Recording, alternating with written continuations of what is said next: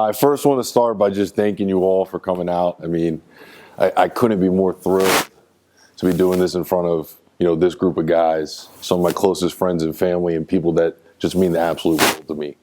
People that have been across this journey, for not just the last 13 years, but, my whole life. Now to start, I got to ask you guys to just humor me a little bit. All right, I need you all to just close your eyes so we can kind of set the stage for the talk tonight. All right, just want to make sure, don't be the cool guy peeking in the back. All right, but just close your eyes. I want you to think about and imagine, all right, your daily life, your routine. What helped you get dressed today? Your hands, as you brushed your hair, as you combed your teeth, or brushed your teeth, combed your hair. Your feet, as you slipped on your shoes and you walked from your room to your car. I want you to think about these things because when you open your eyes in the next few seconds, everything that you once knew, everything that you once were able to do, you no longer can. That life that you were so familiar with, so accustomed to seeing in that routine that you were in and day out is no longer the same. Now you can open your eyes. See, that 30 seconds, 45 seconds, maybe even a minute was what my experience was like 13 years ago. See, I shut my eyes from an explosion that happened in our backyard. And when I opened, everything else looked completely different. My life from that point on was no longer the same. To kind of paint a picture of who I was before, this was me. I was a quarterback of the football team. I was a role player in basketball, just trying to add a spark when I came off the bench. And I was a lacrosse player who was on the team, winning championships, producing kids that went on to the next level to play Division I. And I was living just a normal life as a normal kid. But what got me in trouble was being the hopeless romantic that I was at the time.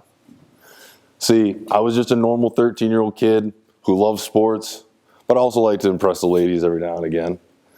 And so in my mind, that night 13 years ago, I felt like I needed to put this big grandiose plan together to kind of impress this girl that I've been liking for a while. I thought, what would be better than just having this nice fire, maybe roasting some marshmallows, got this great playlist going of like all the tunes at that time, sitting up under the stars. I just thought, man, this would be a perfect night. And it was when I went to start the fire that the explosion occurred. And from then on, nothing looked the same. I looked down at my hands when I opened my eyes, and I could see the skin peeled back. I could see what was left of my shirt, almost like how I was wearing my sleeves now, just the cuff around my arm. As I sat there, I could just see off the side of the house reflections of blue and red lights. You could hear the sirens coming down, screams for help. It was a chaotic situation. But in that chaos, I was still a 13-year-old boy. See, I was put on the back of a stretcher, and as I was wheeled through the back of the yard into an ambulance, I asked the EMT, hey, can you remove this towel around my waist, man? My balls are cold. Just to kind of lighten the mood. I was still a 13-year-old kid. But after a little laugh and a little chuckle from him, I waited for the scene to clear, and when he shut the door, I did ask him, am I going to be okay? And from there on, it cuts to black. See, I woke up 3 months later in a hospital bed where I was told I was burned 90% of my body, 75% third degree, and I was given a 1% chance of survival. I was told I was never going to walk again, let alone play sports, and the life I knew going forward wasn't going to be the same one I knew 3 months ago. But I'm here to tell you that my story and my journey was about finding this mindset, this mentality that I'm talking about tonight that allowed me to go from that hospital bed to back to playing sports again and to this stage right here in front of you. It was this mentality that was formed through years of having success, but also having setbacks, seeing peaks, but also valleys. See, life isn't just a straight line. You don't go from point A to point B. There are always ups and downs. And 13 years ago, I reached that bottom, that rock bottom. And it was through this mentality, this mindset, that allowed me to come back out from that hole and live the life that I'm currently living. To start, we have M. for motivation. See, motivation is the driving force behind human actions. There's nothing that you can do in this life without motivation. Positive or negative, it is all around us. But it is that driving force for our actions that is what determines where we're going. See, without motivation, I was never going to get out of that hospital bed. Without motivation, many of you wouldn't be playing lacrosse or being here today. See, it was the driving force that's within us that allowed you to get to this point. But for me, it was hard to find that motivation. See, I had lost so much. There was every single day, more and more I found out what I could and couldn't do. It started with just trying to sit up. See, I couldn't even sit up. I wasn't strong enough after the accident to sit up, let alone stand on my feet, let alone take a step. It was incredibly frustrating. But I had to find a way to change the motivation. I had to find a way to keep going every single day. And so what did I do? I started thinking about these big goals and breaking them into small little things that I could do. I wanted to play lacrosse again. Well, let's start with holding a stick. I couldn't catch, I couldn't throw. I obviously couldn't run and play the sport, but I had to start somewhere. And holding a stick at the time was all I could do with what I was given. As I was going through my rehab and things were hard, I found ways to distract myself. Pick up a basketball, try to act like I was in the paint and move. See, what I could do is focus on those little things instead of focusing on the stuff that I was missing, the stuff that I was lacking, the stuff that was taken away from me. It was focusing on the little things every single day that allowed me to get to this point. And there's also this little phrase that's common in our program, which helped me take these big goals, these dreams of playing sports again, these dreams of going to school again, which was just get better every single day. Right? We preach it all the time in this program, but it was something that I learned so long ago. See, when I started walking again, and it was hard, I stopped focusing on, hey man, I can only take one step and getting frustrated on that. I was like, all right, I took one step today. That's more than I took yesterday. So why don't we try to take 2 steps tomorrow and then 4 steps the next day? Because I knew deep down, if I just took one more step each day, I was eventually going to get to the point where I wanted to go. I was eventually going to be able to walk down the hall, eventually walk around the ICU. And that walking would turn into running, and that running would allow me to compete and do the things that I wanted to do. And by having that mindset of just getting better every single day and being able to maintain that motivation, 5 months later, I walk out of the hospital bed. All right, 5 months later, after an accident that should have taken my life, I was able to leave the hospital bed on my own feet. A year after leaving that hospital, I was able to finish my first season of lacrosse, leading the state in scoring and having an undefeated record in South Carolina.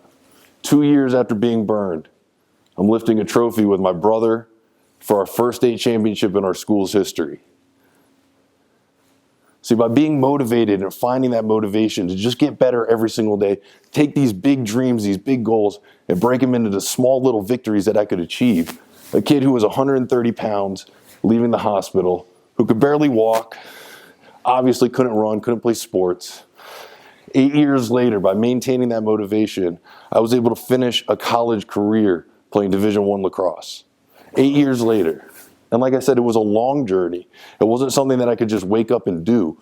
But I was able to maintain my motivation by just trying to find those little goals, those little things that I could achieve each and every single day. Now, motivation is great, and it is that driving force that takes us from point A to point B. But it is nothing without the right attitude.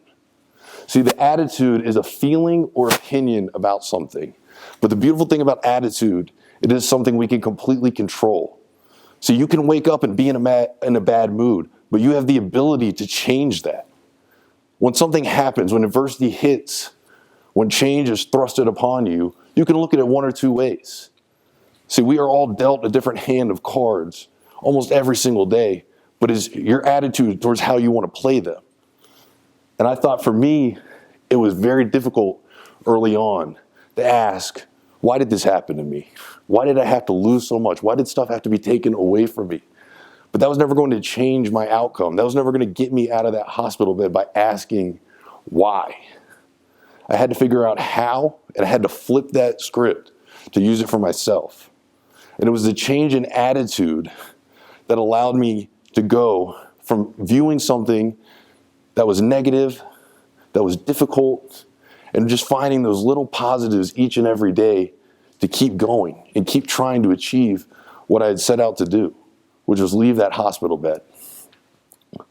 See, our attitude is one that allows us to be optimistic. It allows us to believe that we're capable of so much more than what we are doing at this time.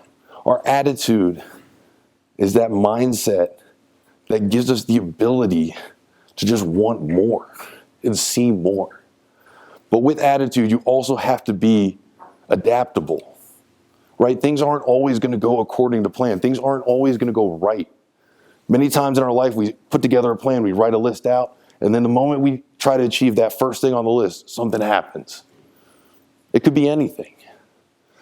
But when we are adaptable, it's because we have the right attitude.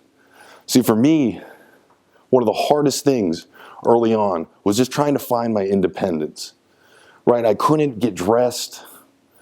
I couldn't do anything for myself outside of maybe eat a little bit of food. But even that was a struggle. And one thing I knew in order to get out of that hospital bed was I had to do these things. You know how embarrassing it is being a teenager and having your parents change you and take care of you? I mean, it sucked. Nobody wants to be in that situation. We don't even like changing in front of our teammates at the time, but like, let alone in front of your parents. So I was told, and I was struggling with these, with shoelaces, right? They're small. My hands weren't what they used to be. I obviously didn't have all 10 fingers. And I was trying to remember how to tie shoes, but I couldn't do it the way I used to. So I had to be adaptable. And I was forced to be motivated because this is what they were offering me. I call these now the 350Vs, all right? These things suck, all right? You get absolutely no style rocking these. And if I ever wanted to get another date, I could not be wearing those shoes, all right? I look like a geriatric patient. It's not cool. So with the right motivation and a change of attitude, I was like, listen, man, I know how to tie shoes. I know how to make knots. All right, but I have to change the way I'm doing it. I have to think about it a little bit differently. I have to be adaptable. And so I remembered, all right, what were we taught when we were young? Bunny ear, through the hole, pull the loop. So I was like, all right, look, I can make one bunny ear. But now let's figure out what to do with the other string to make that knot. And I finally worked. And when I did pull it through and it did set, I was like, holy shit, I can still wear my Jordans. And it was a great, great feeling. I was like, there is still hope out there for me. Same thing happened when I started eating again. See, this dish right here is actually an actual picture of my mom's world famous mashed potatoes. All right, they are literally the best side dish in the game. All right, at every holiday party, every single time our family gets together, these are made. And so when I was able to eat for the first time again, I was like, all right, I need my mom's mashed potatoes, right? I have been on this feeding tube for like 3 months. I haven't tasted anything in a while. I need something good, something I know, all right, won't miss. And so my mom was probably super excited. She goes home, gets all the materials, makes them, and when she brings them in and I take the first bite, I started bawling. I was crying because I couldn't taste it. Because I was on that feeding tube for 3 months, I had lost the ability to have that same sensation, the same taste that I once knew. And not only that, I was upset because I knew in order to get out of that hospital bed, I had to eat.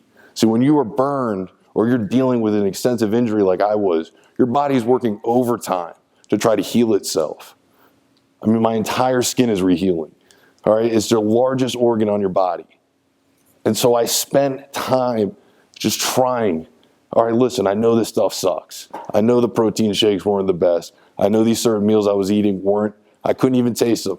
But I had to just shovel the food in so I could get off the feeding tube, so I could get out of the hospital bed. I knew if I ate, regardless if it tasted good or not, it was going to help me get a little bit further, closer to my goal, which was eventually leaving the hospital bed.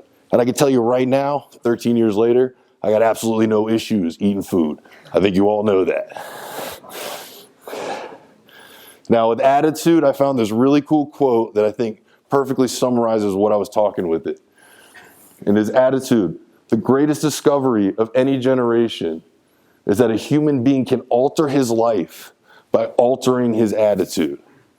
All right, if you can change your mindset, the way you view certain situations, you can change your life. You can change the outcome, all right, by just having that positive mindset, having that ability to think past the negative, past the initial reaction, which is, oh, this sucks, or why me? And by changing that mindset and using the right attitude, you are able to paint your own picture, write your own story. And that's why attitude was so important for me changing the circumstances that I was in. Now, the last one, the C, is without a doubt the most important letter in the whole Mac mentality. See, the C, I know without anything else I had, the motivation, the attitude, without courage, there was no way I was going to be able to overcome what I went through. See, it's the mental strength to persevere and withstand fear or adversity. And those two words are really important. See, it's more than just dealing with the crap every single day and trying to get through it. You have to withstand it for periods of time, right? When I was first trying to take steps, it was painful. It wasn't easy. It was hard. And I had to withstand that pain day in and day out, because without it, I was never going to get to a field. I was never going to leave that hospital bed in the way I wanted to. I had to withstand the adversity. And a lot of times in our lives, we have these plans, we have these ideas, we have these goals. And early on, it's really easy to be excited, right? It's new. But when you're hit with adversity, when a roadblock is placed in front of you, it's easy to turn away. It's easy to step down. It's easy to be complacent. But when you persevere through it, when you have the courage to move forward, it changes your outcome. See, when you are courageous, you understand all the possible outcomes, everything that could happen, because you're pursuing what can happen. You're in that pursuit of the ideal outcome, and you're not worried about all of those negative things that are going on. Because you know if you reach that end goal, you reach that mountain, it is worth all the crap that came your way. And I knew by just trying to walk, trying to run, trying to play sports again, that if I could do it, then it would be worth the pain. Right? When I came back and I played lacrosse again, it was worth going home and having ice on my feet and my back, being all wrapped up in bandages, all the cuts, all the bruises. I mean, you guys know, especially when you go to practice and you grind and you get your ass beat day in and day out and you're banged up, on Saturday when you win and you're celebrating with your teammates, it's worth all the crap that you just went through. It's worth the 2-a-days. It's worth the early mornings. But you have to be courageous in order to keep pursuing it, keep persevering through it, and withstand that adversity and that fear that's in front of you. See, by being courageous, you can have moments like this.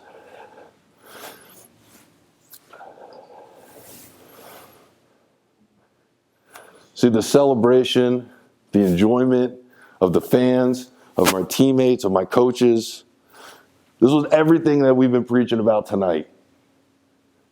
See, it was the courage that it took to ask Coach Torby for an opportunity, to believe in myself and my body that it would withstand the regimen that you have to go through to play at this level. It took having the right attitude, knowing that things can go wrong, that things could fail. I could go out there and be an absolute joke, but I believed in myself, and I knew that if I was motivated and went step by step, just trying to get better each day, I would get to where I wanted to get to. And I would have an opportunity like that, despite getting injured, despite showing up to practice and getting your ass beat. By just withstanding it and having the courage to try, I was able to find out what I was able to do. And that's the key of everything that I'm talking about tonight. This mentality, the motivation, the attitude, the courage is within all of us. It's not stuff that I just grew one day and thought of. Like, we all have these traits. There's stuff that we're all familiar with. It's not rocket science. It's not new. But I was able to have this perspective because of what I went through. But I'm here to share this message because I want to ignite that light in you. I want you guys to see what you're capable of doing. See, I'm motivated to wake up every day and do this because it's what I believe in. But it's more of what are you motivated for? And now before I finish, I want to talk about one more thing, probably the hardest thing I had to deal with, where I saw the real mentality used. See, it was more than just overcoming the injury, right? I think anybody in here that's been hurt or had an injury before, you either get better or you don't, right? It's that simple. Like me coming back from the injury, me wanting to be a normal kid again, I either was or I wasn't. I was either going to stay in a hospital bed or I was going to get out and do something different. I didn't have much of a choice. It didn't take a lot of motivation to change my circumstances. It didn't take that big of an attitude change either. And to be courageous, I had to deal with the pain along the way, but it wasn't anywhere as difficult as what I really had to face. See, for 13 years, I'd looked the same way. I was at that time, kind of a handsome kid, I would say. Here's a brooding teenage picture of me, And I was growing into myself, and I had a lot of confidence, right? Like I said before, I was a quarterback of the football team. I was playing on the basketball team. I was a really good lacrosse player. I had everything going for me. I was a pretty confident kid. I closed my eyes. I had an explosion. When I woke up, this is what I looked like. I was covered in scars. I had lost about half my weight. I was not the same kid. And it was very difficult for me to stare at that reflection day in and day out and be okay with it. See, the biggest challenge that I dealt with was gaining my confidence back, because that was what was taken from me. It took a long, long time. But what I realized, like many of us in here may realize when we look into a mirror and we don't exactly see what we want to see, is I was staring at a version of myself that was still healing, that was still recovering. That wasn't going to be the finished product. Just like some of us aren't the finished products or the finished versions of ourselves right now. But as I continue to grow, as I continue to get better, both mentally and physically, I started appreciating the person that I saw. I started appreciating not what I was lacking or what I didn't have, but I was happy for what I was able to do. Right? I was here. I at least had an opportunity to live again. And then as I started walking and running and playing sports, I was like, holy crap, I'm getting my life back. And those were good. And so the version of myself that I saw in the mirror was easier and easier and easier to see. And that confidence came back. It also came back when I was with my friends and my family. And people didn't treat me differently. They treated me as Connor. And that's all I ever wanted. And so now I was able to say, all right, well, guess what? That attitude that I had changed on even my looks. I stopped worrying about the scars that I saw. And I started saying, hey, man, you were always going to be a little different. All right, I couldn't change the fact that I was 6'3", just as much as I couldn't change the fact that I was burned. All right, I couldn't change the fact that this voice you can hear from down the hall before you even see me. But it's not a bad thing. And now I know that when I dress up in my nines like I am now, or like in these pictures here, there's not a lot of people on this planet that could stand toe-to-toe with me. And that's just the mentality. That's just the mindset. I mean, that's a devilishly good-looking guy right there. I'd take my own self out now. But that's just the blessing, all right, of having this mindset and having this mentality, is to see yourself in that whole new light. Because it's more than just the tangible things, the tangible goals that we have, man. This is all about loving yourself as well and what you're capable of doing. And like I said, the motivation, the attitude, the courage, these are all things that are inside all of us. It's just a matter of finding it. But see, I'm really fortunate because my scars are ones that everybody can see. My scars are on the outside, and it is very simple to say, hey, all right, this guy went through something. All right, but a lot of us in here and around the planet are dealing with stuff day in and day out that nobody can see. Nobody knows how to deal with it. All right, it's hard to be motivated to attack those scars when you don't even know where to start. It's hard to have the right attitude when you can't even fully understand them yourself. And how can you be courageous when you don't even know how to express yourself and share what you're feeling? But I'm here to tell you that these scars, just like mine, are not what define us. See, I found this quote that says, scars remind us where we've been, They don't have to dictate where we are going. And see, that's incredibly important because the scars are almost your history, right? This every single day when I wake up and I see in the mirror these scars, it is a reminder of what I've been through. But it's also a reminder of where I'm going and who I'm trying to be. Because I know that these scars aren't what define me, right? I am a burn survivor, but I'm also a brother, I'm a son, I'm a cousin, I'm a teammate, I'm a coach. That is what defines me. It's the actions that I take, not my past, not my scars. And so if you are able to put that aside and understand that the pain that you feel or the hurt that you feel inside isn't what defines you, but the action that you take going forward, that is what will ultimately write your story. And so for me to finish, all right, like I said, motivation for me right now is different than it was 13 years ago. Your motivation will change all the time. All right, but this right now, speaking and sharing this message is what gets me up in the morning. It's what puts a smile on my face. And my attitude is simple when it comes to speaking. It's this old saying I heard, if you want to change the world, you got to start with the man in the mirror. And then you got to go one person at a time. See, I know not everybody in here is going to leave believing what I said, but if I could make it to one or two guys, then I did what I've set out to do. And to be courageous, I mean, we could all sit here and try to share our stories for 30, 40 minutes, one by one, but I promise you not everybody's going to want to jump to the gun to do it. So I want to leave you with this.